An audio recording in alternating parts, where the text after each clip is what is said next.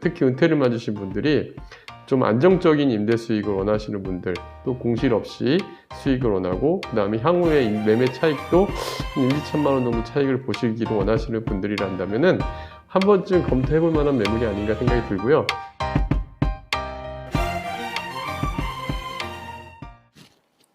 안녕하세요. 월세공수TV의 최영수입니다. 네, 오늘은 마곡지구 건물 답사 편인데요. 네네. 오늘 소개해 줄 곳은 어디인가요?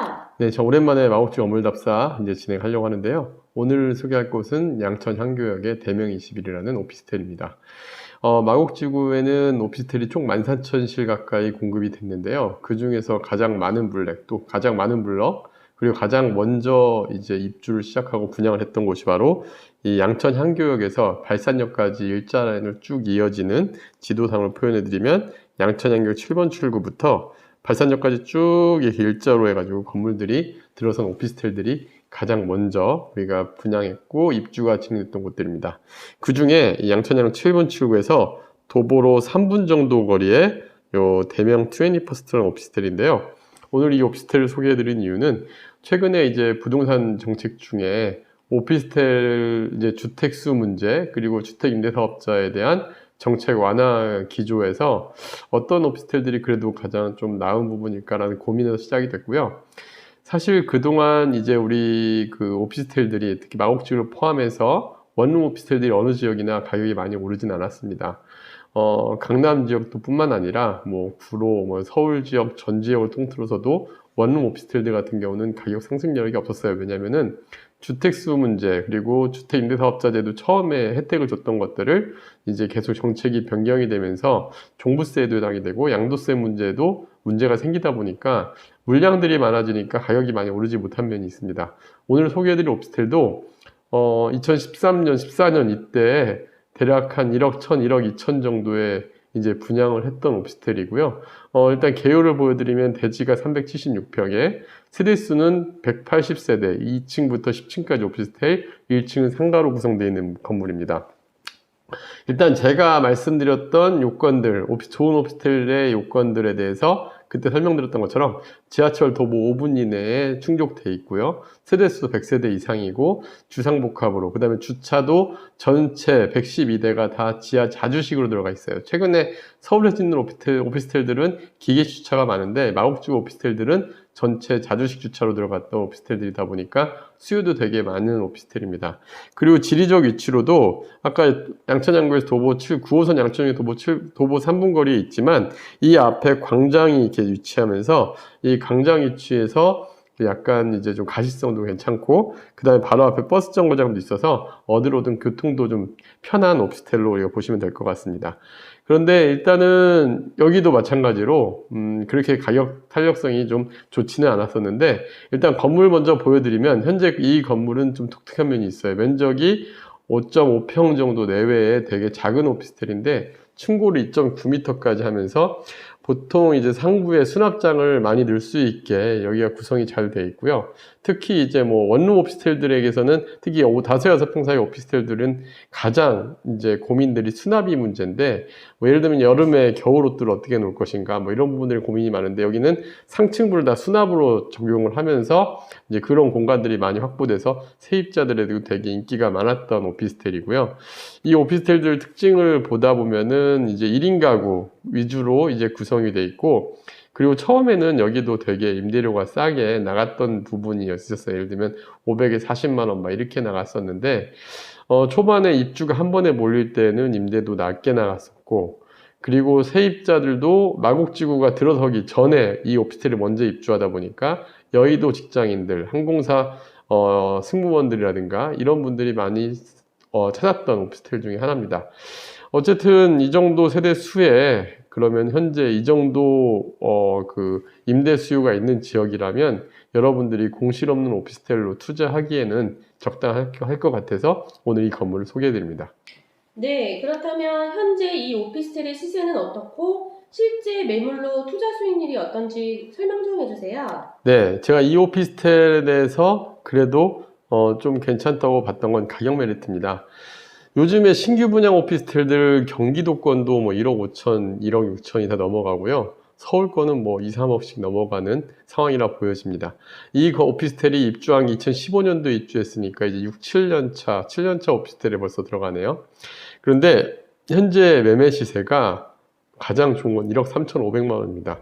여러분들이 오피스텔 신규 분양만 보지 말고 이런 매물도 좀 눈을 돌려야 되는 이유가 일단 위치는 아까 보신 것처럼 지하철 9호선 역세권입니다. 9호선 양천향교 역세권에 매매가가 1억 3,500만 원이고요. 근데 중요한 건 재밌는 거는 전세가 1억 4,300만 원입니다.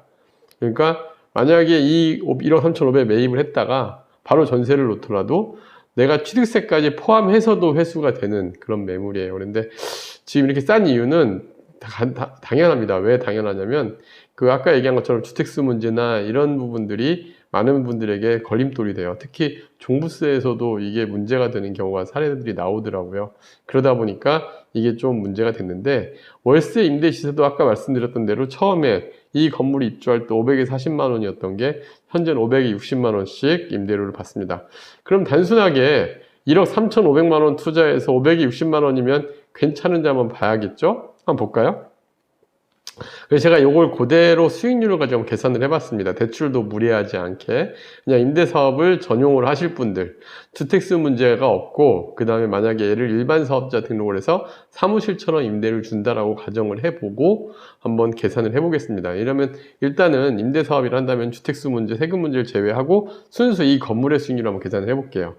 일단 500에 60만 원을 기준으로 하고 현재 1억 3,500만 원 기준으로 했을 때 대출을 한 50에서 60%까지도 가능하지만 뭐 여러 가지 상황, 여건, 사업자냐 이거 다 다를 수 있겠지만 그래서 그냥 이런 거 다 무시하고 최저로 받는다. 그냥 이제 보수적으로 봤을 때 이 정도는 무난하게 나올 금액 5천만 원을 담보대출로 가정해서 계산을 해보겠습니다. 그리고 오피스텔이다 보니까 취득세는 4.6% 계산을 했고요. 그랬을 때 일단 실투자 금액을 계산을 해보면 1억 3,500에서 5,500 빼고 취득세까지 포함했을 때 8,621만 원 순 투자 금액이 됩니다.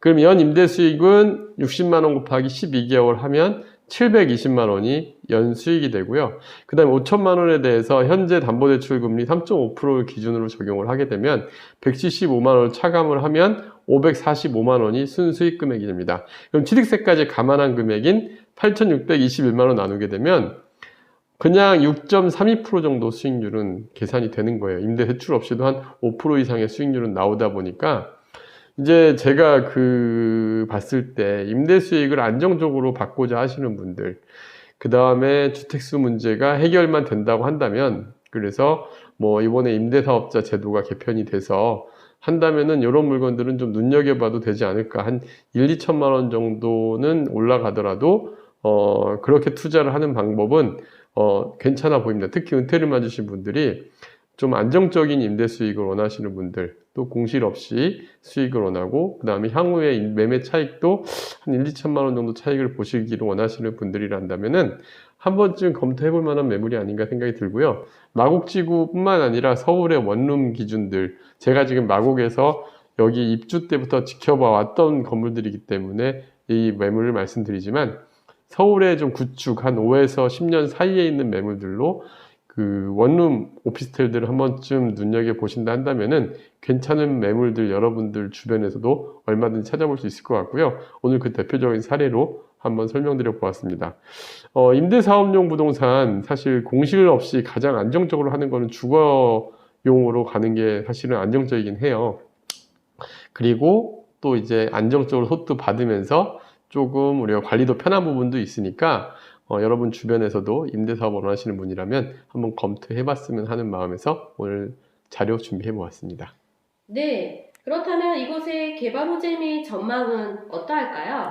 네, 사실 이 오피스텔 오늘 얘기하려고 하는 것 중에 하나가 여기에 개발 호재가 약간 있습니다. 먼저 보여드리면 지금 현재 빈 땅으로 표시되어 있는 이 네모난 곳, 바로 21스트 호텔 오피스텔 바로 앞에 있죠. 그리고 여기 네모난 용지, 이 두 개의 용지가 양천향교역에 새롭게 들어서는 지식산업센터입니다.